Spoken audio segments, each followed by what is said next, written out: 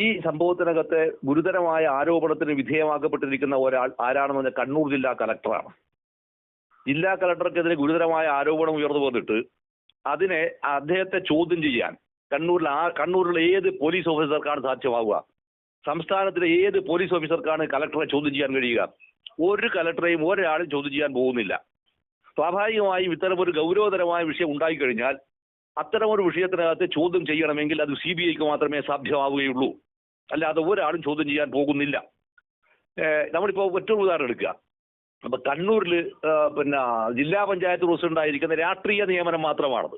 രാഷ്ട്രീയ നിയമനം മാത്രമാണ് ജില്ലാ പഞ്ചായത്ത് പ്രസിഡന്റ് ആയിരിക്കുന്ന ചെറിയ പ്രായത്തിലുള്ള 36 വയസ്സ് മാത്രം പ്രായം ഉണ്ടായിരിക്കുന്ന, അല്ലെ 36-30 എന്തായാലും 40 താഴെ ഏജ് ഉണ്ടായിരിക്കുന്ന TP ദിവ്യയെ ചോദ്യം ചെയ്യാൻ മുട്ടുതുറക്കുന്നവരാണ് കണ്ണൂർ ജില്ലാ പോലീസ് സൂപ്രണ്ട്. ഉറപ്പാണ്. അതിൽ യാതൊരു സംശയവും വേണ്ട. കാരണം അതൊരു പാർട്ടി അധികാര കേന്ദ്രത്തിന്റെ ഭരണകൂട രൂപവും കൂടിയാണ്. ഇത്തരമൊരവസ്ഥ നിലനിൽക്കവെയാണ് ഒരു IAS ഉദ്യോഗസ്ഥനായിരിക്കുന്ന ഒരാളെ ഒരു കലക്ടറെ ചോദ്യം ചെയ്യാൻ ആരാണ് തയ്യാറാവുക? ഒരാളും തയ്യാറാവില്ല. ഇതിന് തയ്യാറാവില്ല എന്ന് പറഞ്ഞാൽ മറ്റൊരു പ്രധാനപ്പെട്ട കാരണം എന്താണെന്ന് അറിയോ? നിങ്ങൾ ഈ കേസുമായി ബന്ധപ്പെട്ട ഗൗരവതരമായിട്ട് ആരോപണം ഉയർന്നു വന്നിട്ടുള്ളത് ഒന്ന്, CPM സംസ്ഥാന സെക്രട്ടറി MV ഗോവിന്ദന്റെ മകന് നേരെയും ഈ ആരോപണത്തിന്റെ കുന്തമുന ചെറിയ തോതിൽ നീണ്ടിട്ടുണ്ടായിരുന്നു. പാർട്ടിയുടെ അധികാരത്തെ മുഴുവൻ തന്നെ ഗവേൺ ചെയ്യുന്ന ഒരു വലിയ അധികാര കേന്ദ്രമാണ്. പാർട്ടി സംഘടനാ രംഗത്ത് കൂടെ അധികാര കേന്ദ്രം എന്നാണ് പറയാ. മുഖ്യമന്ത്രിക്കാണ് പൂർണ്ണ അധികാരമെങ്കിലും അത് ഈ സംഘടനാ ചട്ടക്കൂടിന്റെ വേറൊരു കുഴപ്പമാണ്. അതിനകത്ത് വിഷയമല്ല. പക്ഷെ എങ്കിൽ പോലും അങ്ങനെയുള്ള ഒരാളുടെ മകന് നേരെയും ഉയർന്നു വന്നിട്ടുള്ള ഈ പറയുന്ന ഒരു ചെറിയ വിഷയമുണ്ട് എങ്കിൽ പോലും അങ്ങനെ ഉണ്ടാകുമ്പോൾ ആരാണ് ഇത് ചോദ്യം ചെയ്യാൻ പോകുന്നത്? Nobody is going to call. ഒരു പോലീസ് ഓഫീസർക്ക് ആ വിഷയം വരില്ല. അപ്പൊ സ്വാഭാവികമായും ഇത് തിരിച്ചറിയാത്ത ഒരാളായിരിക്കുമോ, ആളായിരിക്കണമോ ഒരു ഹൈക്കോടതിയിലെ ഒരു ഉത്തരവാദപ്പെട്ടിരിക്കുന്ന ജഡ്ജ് എന്ന് പറയുന്നത്? ഒരിക്കലും അങ്ങനെ ആവാൻ പാടില്ലല്ലോ. അപ്പൊ അതുകൊണ്ട് തന്നെ ഇത് ഇത്തരം ഒരു വിധിന്യായം പുറപ്പെടുവിക്കപ്പെട്ടത്, വിധിന്യായമല്ല, ഇത്തരം ഒരു തീർപ്പ് കൽപ്പിക്കപ്പെട്ടത് തീർച്ചയായും അതെന്താന്ന് പറഞ്ഞാൽ ഇരയുടെ പക്ഷത്തിന് സന്തോഷിക്കാനുണ്ടായിരിക്കുന്ന ഒരു തീർപ്പ് കൽപ്പിക്കാനല്ലാതെ അത്തരം ഒരു തീർപ്പ് കൽപ്പിക്കാതിരിക്കുന്നു എന്ന് പറയുമ്പോൾ സത്യത്തിൽ എന്തായിത്തീരുകയാണെന്ന് പറഞ്ഞാൽ ഇര പിന്നെയും അലയാൻ മാത്രം വിധിക്കപ്പെട്ടിരിക്കുന്ന ഒരു അവസ്ഥയിലേക്ക്, ആ സിറ്റുവേഷനിലേക്ക് മാറുന്നു. ഇതാണ് ഇതിൽ ഏറ്റവും പ്രധാനപ്പെട്ടിരിക്കുന്ന വിഷയം. നിങ്ങൾ ഇതിനകത്ത് രണ്ടാമത്തെ വിഷയം നിങ്ങൾ എടുത്തു നോക്കൂ. ഈ പറയുന്ന പ്രശാന്തൻ കൊടുത്തു എന്ന് പറയുന്ന ഒരു ഇതുണ്ടല്ലോ, മുഖ്യമന്ത്രിക്ക് കൊടുത്തു എന്ന് പറയുന്ന ഒരു പരാതി ഉണ്ടല്ലോ. ആ പരാതി വ്യാജമാണ് എന്ന് തെളിയിക്കപ്പെട്ടിരിക്കുന്നു. വ്യാജമാണ് എന്ന് തെളിയിക്കപ്പെട്ട സംഭവത്തിൽ നമ്മൾ ഒരു അന്വേഷണവും ഇതുവരെ നടത്താതിരിക്കുന്ന പോലീസ് സംവിധാനം, ഒരു അന്വേഷണം നടത്താതിരിക്കുന്നത് അത് കൃത്യമായിട്ട് ആർക്ക് അറിയാവുന്നതാണ്? ഈ പറയുന്ന കേസ് നേരത്തെ കിട്ടിരിക്കുന്ന ജഡ്ജിക്കും അറിയാവുന്നതാണ്. തീർച്ചയായിട്ടും നേരത്തെ വന്നിരിക്കുന്ന ജഡ്ജി എന്താണെന്ന് അയാളും കണ്ണൂർ സ്വദേശിയായിരുന്നു. ഈ വന്നിരിക്കുന്ന ആളും കണ്ണൂർ സ്വദേശിയാണ്. കണ്ണൂർ SM കോളേജിലാണ് ഈ പറയുന്ന ഇദ്ദേഹം പഠിച്ചിട്ടുണ്ടായിരുന്നത്. ഇദ്ദേഹം ഏതാണ്ട് ഇപ്പോൾ റിട്ടയർമെന്റിന്റെ ബ്രിങ്കിലാണെന്നാണ് തോന്നുന്നത് ശരിക്കും. അപ്പൊ ഇത്തരം സംഭവങ്ങൾ അവിടെയൊന്നും ഒരു കാര്യവും ചെയ്യാതെ ഇതിൽ ഏകപക്ഷീയമായി CBI വേണ്ട എന്ന് പറയാൻ മാത്രം ഉണ്ടായിരിക്കുന്ന ഒരു തീർപ്പ് കൽപ്പിക്കാൻ അല്ലെങ്കിൽ അത്തരം ഒരു അഭിപ്രായ പ്രകടനം നടത്താൻ ഒരു ഹൈക്കോടതി ജഡ്ജിയെ പ്രേരിപ്പിച്ച ചേതോവികാരം എന്താണ്? സ്വാഭാവികമായും അത് വളരെ വേദനാജനകമായിരിക്കുന്ന ഒരു വിഷയമായിട്ടാണ് കൃത്യമായിട്ടും അത് ബോധ്യപ്പെടുന്നത്. അതുകൊണ്ട് തന്നെ ഇതിനകത്ത് ആർക്കെല്ലാമാണോ യഥാർത്ഥത്തിൽ ഗോൾ കിട്ടേണ്ടിയിരിക്കുന്നത് ആ കിട്ടിയവരെല്ലാം തന്നെ വളരെ കൃത്യമായിട്ട് ഒരു ഗോൾ അടിച്ച ഒരവസ്ഥയാണ് ഇപ്പോൾ ഉള്ളത്.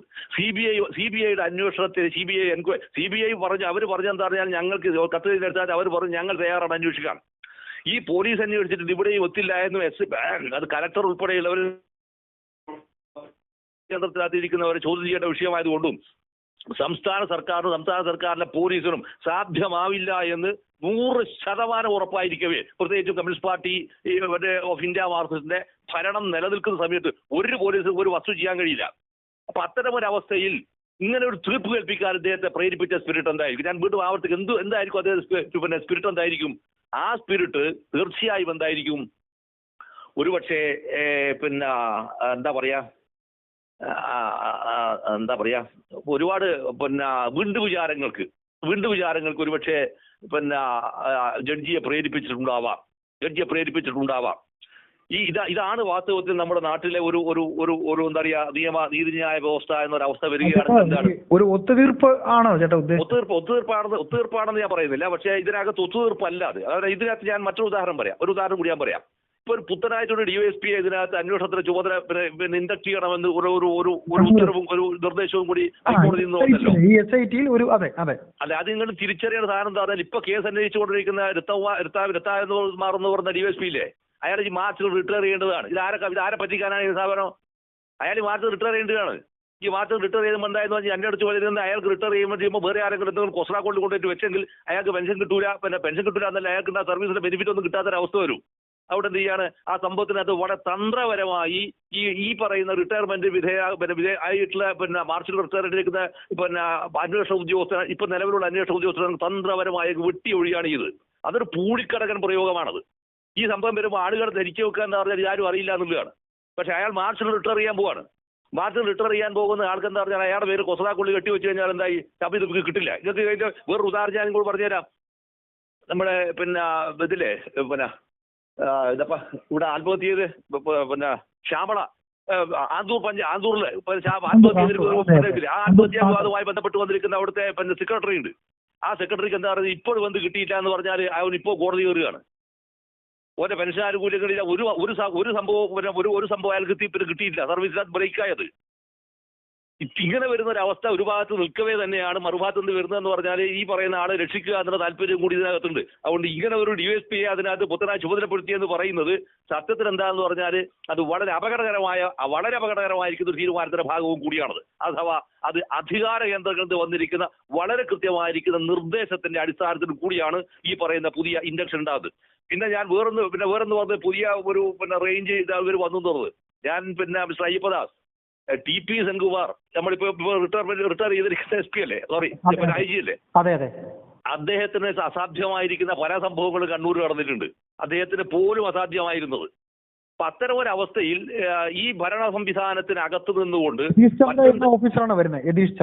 അതാവട്ടെ അദ്ദേഹം പ്രഗത്ഭനായ ഒരു ഉദ്യോഗസ്ഥനായിരിക്കും, അതിലും തനിക്ക് തർക്കമില്ല. പക്ഷേ ഇതിനേക്കാൾ വലിയ പ്രഗത്ഭന്മാരായിരിക്കുന്ന ആൾക്കാർ ഇരുന്നിട്ടും, അദ്ദേഹം ചെറുതാണെന്നല്ലേ ഞാൻ പറഞ്ഞത്, ആയിരുന്നിട്ട് പോലും പലപ്പോഴും എന്താണ് അന്വേഷണത്തിന്റെ അവർ നിശ്ചയിച്ചിരിക്കുന്ന ദിശയിലേക്ക് അതിനെ കൊണ്ടുപോകാൻ കഴിഞ്ഞിട്ടുണ്ടായിരുന്നില്ല. അപ്പൊ ഉണ്ടായിരുന്നില്ല എന്ന ചിത്രമാണ് നിൽക്കുക എന്ന് പറഞ്ഞ അർത്ഥം എന്താണ്? ഒറ്റ അർത്ഥം മാത്രമേ ഉള്ളൂ. ഈ കേസ് ആദ്യഘട്ടത്തിൽ തന്നെ തമസ്കരിക്കാൻ ശ്രമിച്ചിരിക്കുന്നവരുടെ താല്പര്യങ്ങൾ ഏതെല്ലാമോ വിധത്തിൽ ഈ പറയുന്ന ഹൈക്കോടതിയുടെ ഈ പുതിയ എന്താ പറയുക തീർപ്പ് ഏൽപ്പിക്കലിലൂടെ സാധൂകരിക്കപ്പെട്ടിരിക്കുന്നു എന്നതാണ്. അപ്പൊ അങ്ങനെ സാധൂകരിക്കപ്പെടുന്ന ഒരു അവസ്ഥ ഉണ്ടായി എന്ന് പറയുമ്പോൾ ഞാൻ വീണ്ടും പറയുന്ന വിഷയം ഇതാണ്. ഇതൊന്നും മനസ്സിലാക്കാത്ത ഒരാളായിരിക്കുമോ വാസ്തവത്തിൽ ഒരു കോടതി എന്ന് പറയുന്നത്? പ്രത്യേകിച്ച് ഒരു ഉയർന്ന കോടതി അല്ലല്ലോ.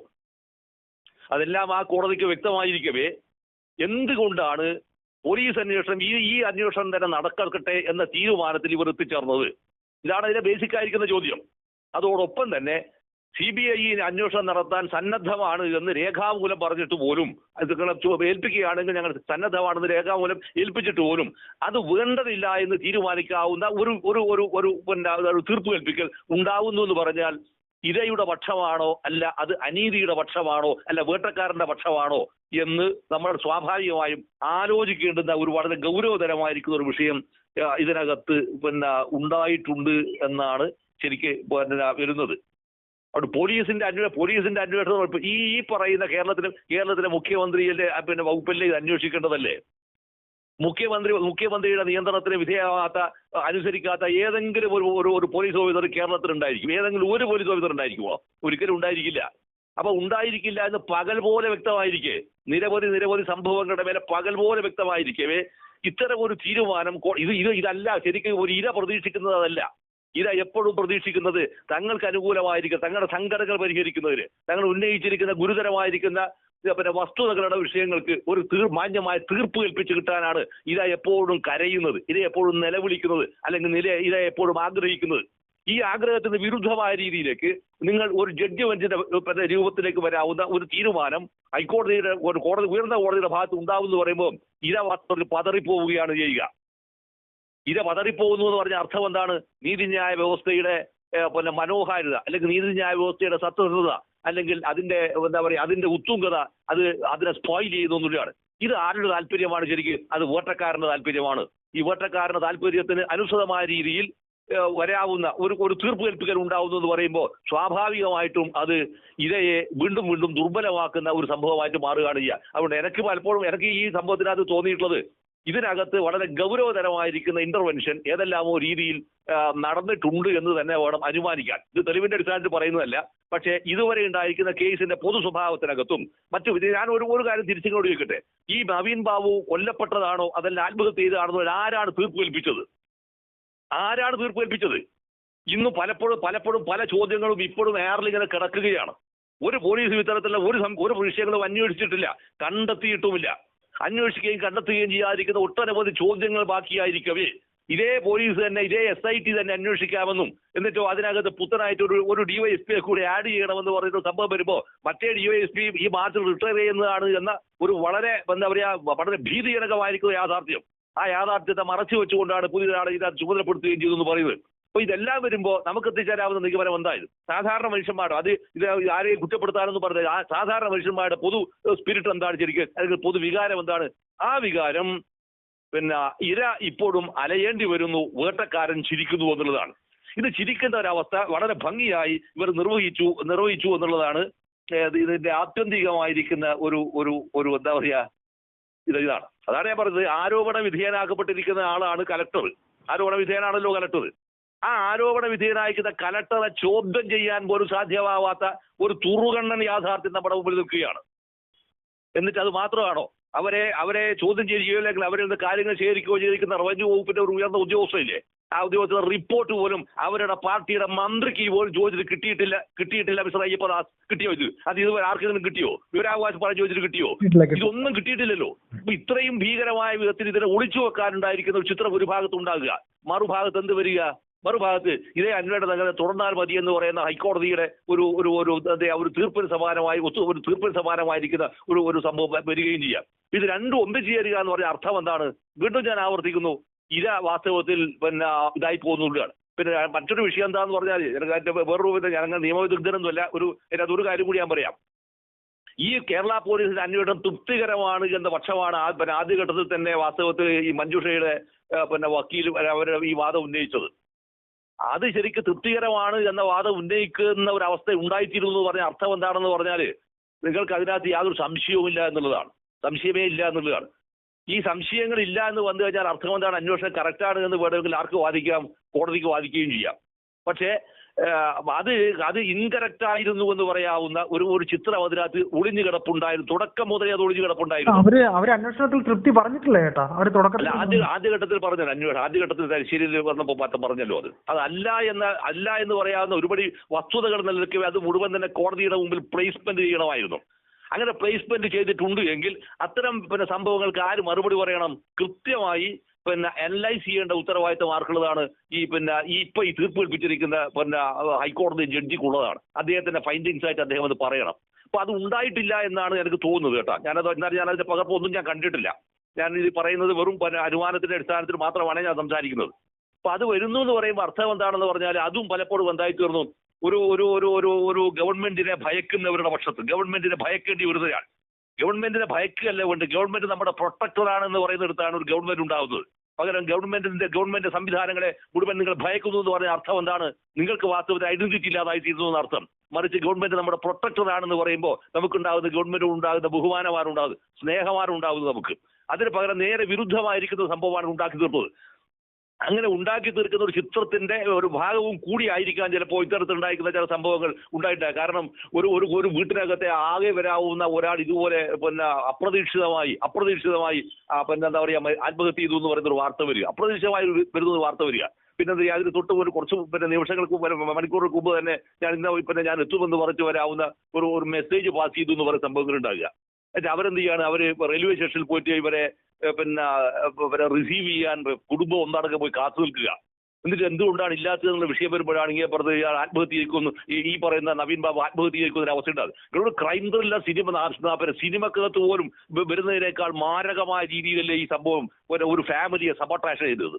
അപ്പൊ ഇത്തരം സബോട്ടാഷ് വന്നിട്ട് പോലും അതിന്റെ ഒരു തരിമ്പ് പോലും സങ്കടങ്ങളില്ലാതെ ഒരു സംഭവം ചെയ്യാൻ ഇവിടെയാണെന്നാണ് ഇപ്പൊ ഇത് വിഷയമല്ല ഒറ്റൊരു സംഭവം കൂടി ഇതിനകത്ത് ആഡ് ചെയ്യാൻ പറയാതെ പേരിയ ഇരട്ടക്കൊലക്കേസിനകത്ത് ശിക്ഷിക്കപ്പെട്ടിരിക്കുന്ന ആളുകളുണ്ട്. ശിക്ഷിക്കപ്പെട്ടിരിക്കുന്ന ആളുകൾക്ക് എന്താ വീരാളിപ്പട്ടും വില്ലാളിപ്പട്ടും കൊടുക്കാൻ അഭിവാദ്യം അർപ്പിക്കാൻ പോയതാരാ? ഒരു സ്റ്റേറ്റ് കമ്മിറ്റി മെമ്പറാ പോയത്. എന്നിട്ട് അയാൾ പിന്നെ അതിനകത്ത് വായിച്ച് പഠിക്കാൻ എന്ത് ചെയ്യാന്ന് പറഞ്ഞാൽ ഇസ്ലാമോഫോബിയന്റെ ഒരു പുസ്തകം ഒരു സാധനം ഒരു പുസ്തകം കൊടുക്കുകയാണ് ഇത് കൊടുക്കുന്നു എന്ന് പറയുമ്പോൾ അർത്ഥം എന്താണെന്ന് പറഞ്ഞാൽ ഞങ്ങൾ എടുത്തിരിക്കുന്ന തീരുമാനത്തിൽ ഞങ്ങൾ ഉറച്ചു നിൽക്കുന്നു എന്നുള്ളതാണ്. ഇത് ശരിക്കും പറഞ്ഞാൽ ഇതൊരു ഭയാനകമായിരിക്കുന്ന ഒരു സൊസൈറ്റിയെ നിർമ്മിക്കുന്നതിന്, അല്ലെങ്കിൽ ഞങ്ങൾ പറയുന്നതിന് അപ്പുറത്തേക്ക് ഒന്നും ചെയ്യാൻ പാടില്ല എന്ന് പറയാതെ സൊസൈറ്റിയെ നിർമ്മിക്കാൻ ഇതേ സംഭവം തന്നെയാണ്. ഇതല്ലാത്ത വിഷയമാണ് തന്നെയാണ് ഇതേ വിഷയം തന്നെയാണ് ഇവിടെ വരുന്നത്. അൻവറിന്റെ പി വി അൻവറിനെ അറസ്റ്റ് ചെയ്യുന്ന വിഷയത്തിനകത്തും വരുന്നത്. ഇത് മുഴുവൻ തന്നെ വിയോജിപ്പുകൾ ഉണ്ടായിരിക്കുന്ന എല്ലാ സംവിധാനങ്ങളെയും തകർത്ത് കളയുകയാണ് ചെയ്യുന്നത്. ഇങ്ങനെ തകർത്ത് കളയുന്ന സംഭവത്തിന് പിന്നെ പലപ്പോഴും നീതിപീഠത്തിന്റെ ഭാഗത്ത് നിന്ന് ഇത്തരത്തിലുണ്ടായിരിക്കുന്ന ഒരു എന്താ പറയാ ഒരു കുറിപ്പുകൾ വന്നു വീഴുന്നു എന്ന് പറയുമ്പോൾ അനീതി ജയിക്കുകയും ഇര വീണ്ടും കരയാൻ മാത്രം ഉണ്ടാകുന്ന ഒരു ചിത്രത്തിലേക്ക് അത് മാറ്റപ്പെടുകയും ചെയ്യുന്നു എന്നുള്ള വളരെ വളരെ ദുഃഖകരമായ സംഭവമാണ്. അതുകൊണ്ട് തീർച്ചയായും ഇത് CBI അന്വേഷിക്കേണ്ടിയിരിക്കുന്ന ഒരു കേസാണിത്. ആ കേസ് വരികയാണെങ്കിൽ മാത്രമേ കലക്ടറെ ചോദ്യം ചെയ്യാൻ പറ്റുള്ളൂ. ഈ പറയുന്ന പിന്നെ CBIക്ക് അവർക്ക് വേണമെങ്കിൽ അവർ ആരെയും ചോദ്യം ചെയ്യുമല്ലോ. അങ്ങനെ ചോദ്യം ചെയ്തു കഴിഞ്ഞാൽ മാത്രമേ ഇതിന്റെ യഥാർത്ഥമായിരിക്കുന്ന ചിത്രം പിന്നെ പുറത്തു വരികയുള്ളൂ എന്നതാണ് മിസ്റ്റർ അയ്യപ്പദാസ്. എനിക്ക് പിന്നെ അങ്ങനെയാണ് ശരിക്കും തോന്നുന്നത്. ശരിക്കും അതുകൊണ്ട്